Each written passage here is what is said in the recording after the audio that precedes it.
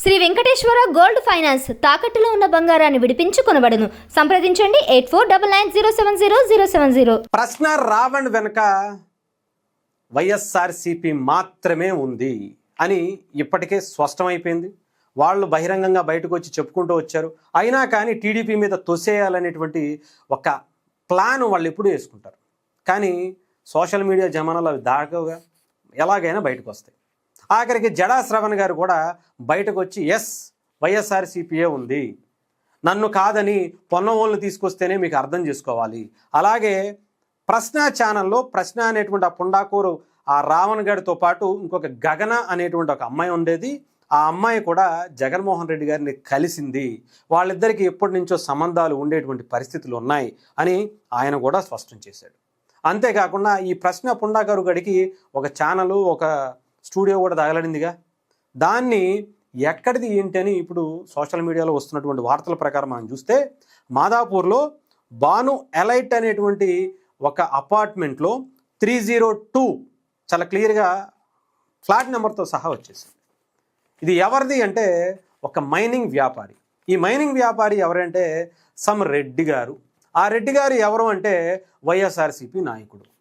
ఈ మైనింగ్ కంపెనీలు ఎక్కడే అంటే జగన్మోహన్ రెడ్డి గారు ఇప్పించినాయి. ఆ పార్టీ నాయకుడు. ఇంతకన్నా ఏం కావాలి చెప్పండి. రెంట్లు అన్నీ కూడా ఆయనే పే చేస్తూ ఆయనే ఆ స్టూడియోలు పెట్టించి ఈ ప్రశ్న అనేటువంటి పుండాకూరు గారిని జనాల మీదకి, ముఖ్యంగా పవన్ కళ్యాణ్ గారి మీదకి, కూటమి ప్రభుత్వం మీదకి, అత్యంత ముఖ్యంగా హిందువుల మీదకి ఉసిగొల్పినటువంటి పరిస్థితి సాక్షాత్తు వైఎస్ఆర్సీపీ చేసింది అనడానికన్నా ఇంతకన్నా ఏం కావాలి. నిన్న కూడా మనం చూసాం, జగన్మోహన్ రెడ్డి గారు స్వయంగా ఈ గగన అనే అమ్మాయితో మాట్లాడినటువంటి సందర్భం కూడా కనిపించింది సోషల్ మీడియాలో వచ్చినటువంటి వీడియోలు.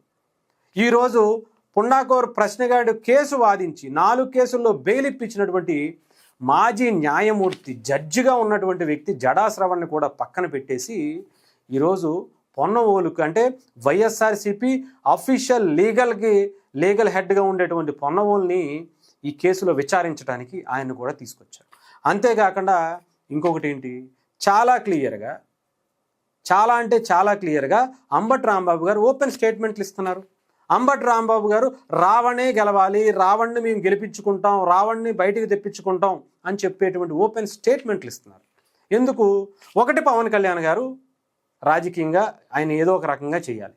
ఇంకొక పక్క మెయిన్ ఎజెండా హిందువులు కంప్లీట్గా నాశనం అయిపోవాలనేటువంటి ప్రధాన ఎజెండాతో తప్ప వైఎస్ఆర్సీపీ ఇంకొక రాజకీయం చేయటం చేత కావట్లేదు.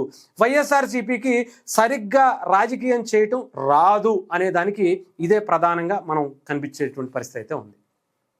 సమస్య మీదకు నిలబడడం, ఆ సమస్యల గురించి కొట్లాడడం, అసెంబ్లీకి వచ్చి నిలదీయటం, ఆ సమస్యను పరిష్కారం చేసే వరకు కూడా వాళ్ళ వెనకాల నిలబడి పోరాటం చేస్తామని మాత్రం చెప్పట్లేదు. ఇలాంటి సైకోగాళ్ళు, టెర్రరిస్టులకి లేకపోతే నక్సల్స్కి సపోర్ట్ చేస్తున్నటువంటి వ్యక్తుల వెనక మాత్రం వైఎస్ఆర్సీపీ ఉంటుంది అని చాలా క్లియర్గా కనిపిస్తున్నటువంటి పరిస్థితి అయితే ఉంది. మరి ఇంకా ప్రజలే అంతిమంగా తీర్పిచ్చి రావణ్ణి గెలిపించుకుంటారా, రావణాసురుని గెలిపించుకుంటారా, ఆ పవనుడి వెనకుండేటువంటి ఆ రామరాజ్యాన్ని గెలిపించుకుంటారా అనేది ప్రజల చేతుల్లో ఉంది.